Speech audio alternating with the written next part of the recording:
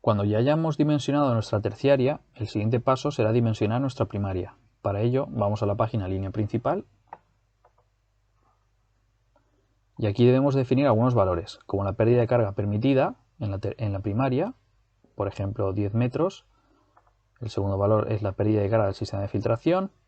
Luego lo introduzco para hacer un ejemplo. La pérdida de carga de la válvula. En este caso, pues también deberíamos de considerar pues, la pérdida de carga de las conexiones, del montaje y del filtro de sector, en caso de haber uno, ¿vale? La longitud de la primaria, por ejemplo, introducimos 200 metros. La velocidad máxima permitida, que muchas veces este valor suele estar entre 2 y 2.5 metros segundo. Y el caudal de la primaria.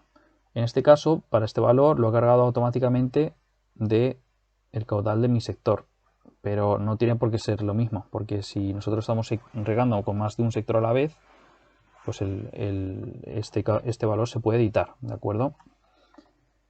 En esta sección vemos el producto que vamos a utilizar para el proyecto, por ejemplo PVC, Europa, que es mi caso, clase, PN6, PN10. Elegimos PN10, por ejemplo. Y bueno, pues como podéis ver, aquí tenemos dos modalidades de cálculo. Por un lado está calcular longitudes. Con esta modalidad, el programa me calcula longitudes de estos tres tramos, del mismo modo que habíamos explicado en la sección de terciaria, ¿vale? En la segunda modalidad, por otro lado, somos nosotros los que definimos la longitud de cada uno de los tramos y con diferentes iteraciones calculamos el resultado que nos interesa hasta llegar a la pérdida de carga que queremos alcanzar. Entonces, en este ejemplo, por ejemplo, si nosotros escogemos 200, un diámetro de 200, vemos que la velocidad sería de 1 metro segundo, es bastante baja, porque podemos escoger, por ejemplo, 160, 140, 125.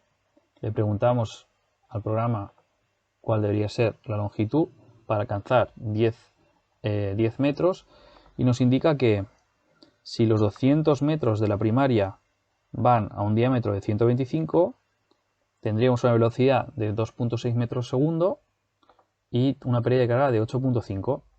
Entonces, por ejemplo, en este caso la desventaja sería pues, que nuestra velocidad sería bastante alta. Por el otro lado, ¿qué podríamos hacer? Pues en lugar de decir 160, 160, 140, 125, reducir un poco más y decir 140, 125, 110, calculamos de nuevo. Mira, en este caso me da una solución telescópica. Me dice que 165 metros irían para 125 y 35 metros más o menos irían para la 110. De este modo el resultado nos daría 10 metros de pérdida de carga permitida, ¿de acuerdo? La desventaja sería que estaríamos sobrepasando el límite que nos fijamos de 2.5 metros. Entonces, si lo que queremos hacer es decidir que la totalidad que una determinada longitud vaya a un determinado tramo, vamos a esta modalidad y decimos, no, mira, pues porque aquí tenemos en estas dos opciones la velocidad es demasiado alta, voy a decidir que todos los 200 metros van aquí. Calculamos de nuevo, tendríamos una pérdida de carga de 0,5 bar, 5.3 metros, ¿vale? Y una velocidad en ese tramo de 2.1 metros segundo. Aquí podemos interpretar los resultados. Entonces tendríamos por un lado la pérdida de carga de la línea principal, que son 5.3 metros, y aquí dice presión inicio terciaria. La presión inicio una terciaria, que sería en este punto, es la misma que la presión aguas abajo de la válvula. Esto lo hemos calculado en la página anterior. Podéis encontrarlo aquí. Presión aguas abajo de la válvula. ¿De acuerdo? 2.85. Y aquí el sistema, para determinar la presión que hay aquí, sencillo. Lo que hace es sumar la presión en este punto, la pérdida de carga de este tramo, la pérdida de carga de la válvula, que ahora vamos a añadirla, y la pérdida de carga de nuestro sistema de filtración. Entonces, actualmente 8.18 es la suma de 2.85 y 5.33. Entonces, si yo añado la pérdida de carga de la válvula, por ejemplo 5 metros, calculamos, veis que aquí lo ha sumado. Si yo añado por otro lado 10 metros para pérdida de carga del sistema de filtración, calculamos de nuevo y podéis ver que sencillamente lo he añadido a la presión que debería tener el grupo de bombeo. Aquí a la derecha podéis ver que también es posible tener en cuenta el efecto de la pendiente. y esto se introduce del mismo modo que lo hemos introducido en los vídeos anteriores, ¿vale? Funciona igual. Un pequeño inciso. Como habréis visto, este programa está hecho para una instalación sencilla, como la de la ilustración de la derecha, que muestra el esquema de una instalación de un único sector. Esto significa que tiene algunas limitaciones, pero si sabemos cómo funciona, esto no tiene por qué suponer un problema. Por ejemplo, si queremos calcular la pérdida de carga de una primaria de 100 metros que está llevando el agua a dos sectores de 50 metros cúbicos hora cada uno y que están regando a la vez pero puntos diferentes, o sea, el primero a los 50 metros y el segundo al final de esta, sería muy sencillo. Solo deberíamos de calcular la pérdida de carga en dos pasos.